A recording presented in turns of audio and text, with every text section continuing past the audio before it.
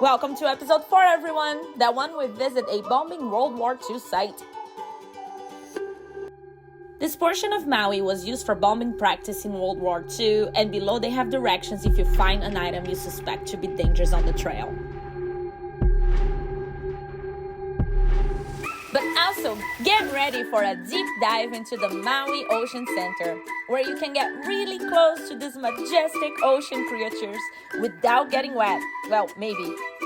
We will step into the incredible humpback whale theater, where it feels like you're underwater watching the humpback whales in their natural habitat.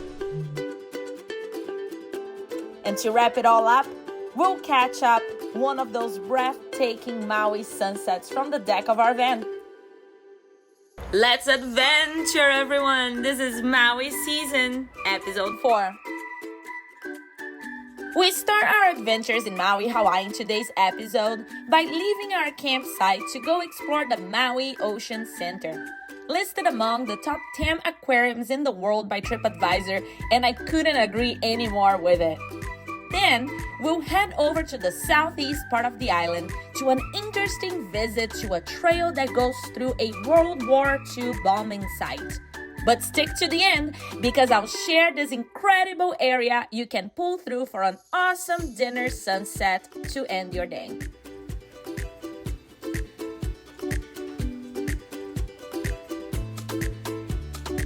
Hi, my name is Selena, but you can call me Celi.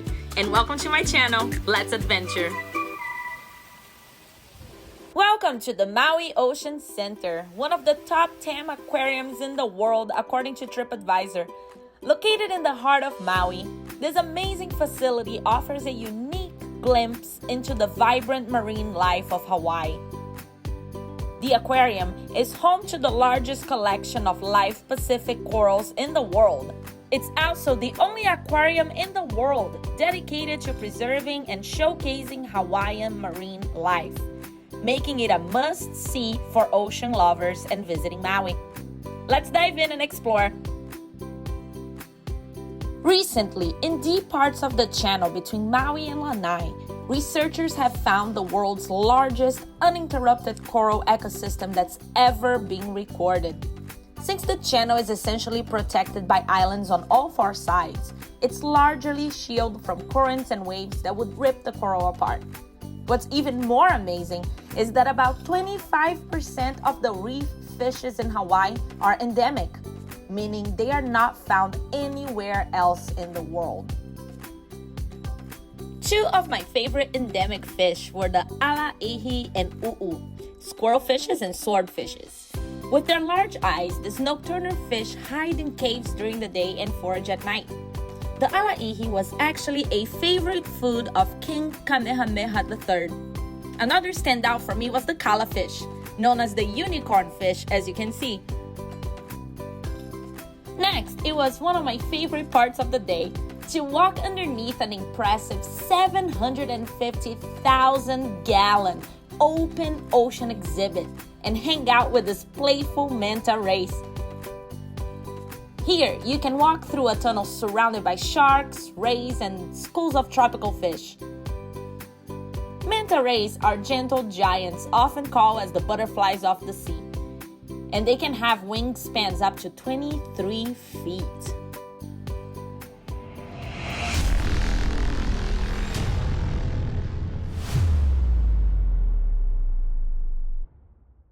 As a kid, sharks were the animals that scared me the most.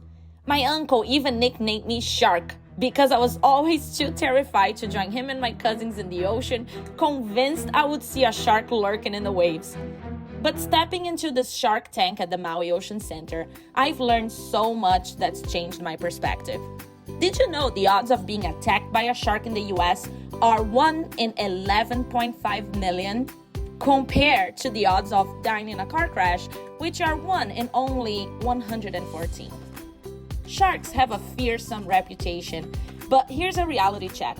Out of over 350 species, only 3, the tiger, the great white, and the bull sharks, are responsible for most of all shark attacks. And of those, only the tiger shark calls Hawaiian waters home.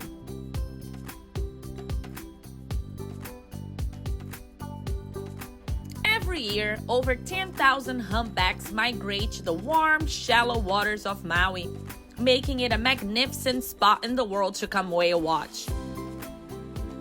Oh. Next, it was time to learn more about these giants.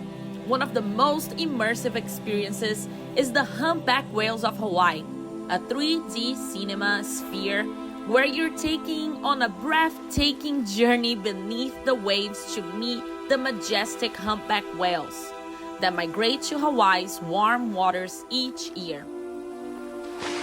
The 3D effects make you feel like you're swimming alongside these gentle giants, witnessing their graceful movements and hearing their songs echoing through the ocean. One of the most fascinating aspects is how humpback whale mothers protect their babies. They are fiercely protective, often keeping their young close and positioning themselves between their babies and any perceived threats, including predators like orcas. These mothers will even use their massive tails to fend off danger, ensuring the safety of the next generation. These magnificent creatures are known for their complex and hauntingly beautiful songs, which can travel miles underwater. Humpback whales sing primarily during the breeding season, and their songs are believed to play a role in attracting mates. Each song consists of a series of distinct patterned sounds that can last for hours and change over time. The depth and variety of their melodies are not only a marvel of marine biology, but also a reminder of the intricate communication and social structures within the whale community. This was definitely a unique way to connect with the humpbacks and understand more about their lives and the critical role they play in our marine ecosystems. This experience truly brings the magic of the ocean to life, leaving you with a deeper appreciation for these incredible creatures. Back outside, it was time to explore one of the last highlights of the Maui Ocean Center, the sea turtles. The giant green sea turtles are the most common species in Hawaiian waters, and they can weigh up to 300 pounds and live to be over 50 years old. They play a crucial role in maintaining the health of coral reefs by grazing on algae. It's been an incredible journey through the ocean's wonders here at the Maui Ocean Center, and I really hope you've enjoyed discovering these magnificent creatures with me.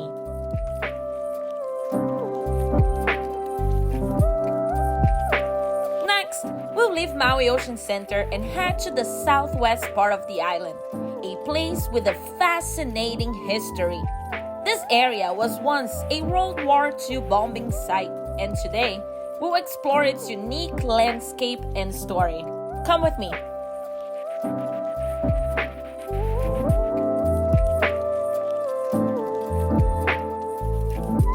On the drive, the road winds through ancient lava fields with breathtaking ocean views.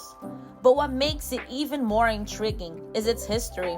During World War II, this area was actually used as a bombing range and training ground by the US military. Now imagine the soldiers right here preparing for the challenges of war, using this unforgiving landscape to simulate battle conditions. Today, the Ho'opili Trail is a peaceful path that connects us not only to that piece of wartime history, but also to the rich cultural heritage of Hawaii. And amidst the beauty of this place and thinking of its history, it is absolutely stunning, the mix of this unique site, white coral and black lava. It's a powerful reminder of how places can hold layers of history, transforming from a battleground to a place of reflection and beauty. As we entered the Ho'opili Trail, the first thing that caught my eye were these warning signs, reminding us of the 3 R's. Recognize it, but do not touch or move it. Retreat or leave the scene. Report. Call 911 with information about the object and its location. I have to admit, seeing the signs was a bit intimidating, but it was a powerful reminder of the responsibility we have when exploring this land. We must respect not just the natural beauty, but also the deep history that we're stepping into. With that in mind, I decided to go just a little way into the trail rather than completing the entire hike. Even with this short journey, I was treated to some breathtaking views that made every step worthwhile.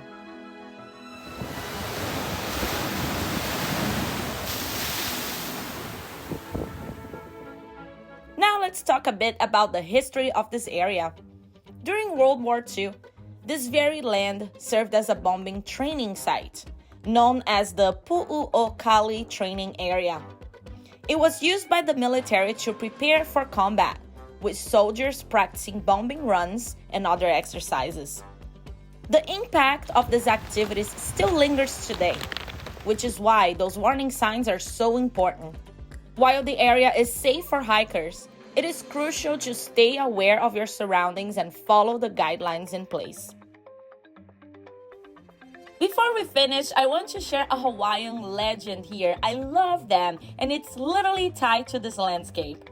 Please forgive my pronunciation of these names, but the point here is to share this fascinating story. It's about a lizard goddess named Pu'u'inaina. She was placed on Kaho'olawe by her lizard godparents. And though she was married to 2 brothers, she later took on a new husband, Lohi'au, who was already married to the fire goddess Pele. Oh, when Pele found out, she was furious.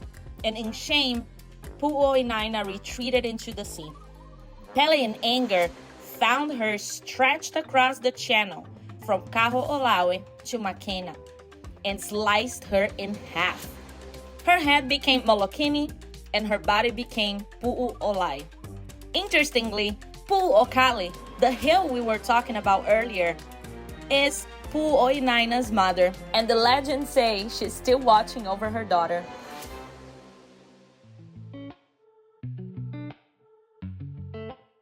I love learning about history and legends as I visit Hawaii, and hope you enjoy learning about them too. But now I'm hungry, so let's see about dinner time. Alright, you guys, tonight in the dinner menu, we have leftovers from dinner the other night, which is some rice, chicken, peas. Now I mix it with some eggs, cheese, and this amazing view.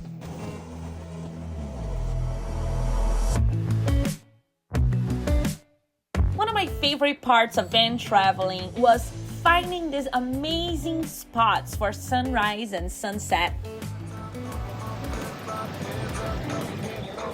And of course, I couldn't miss out on my favorite band playing Old Dominion.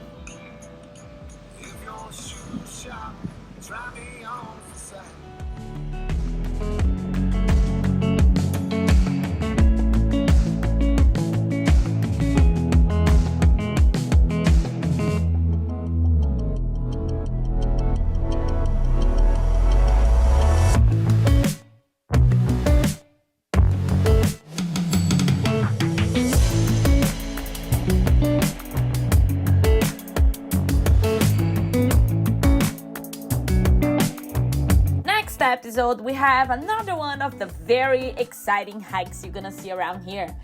This one, we went all the way down to see the Nakalili blowhole, but could we make it back? Because everything looked the same on the way back. Stay tuned for the next episode next Sunday. See you then.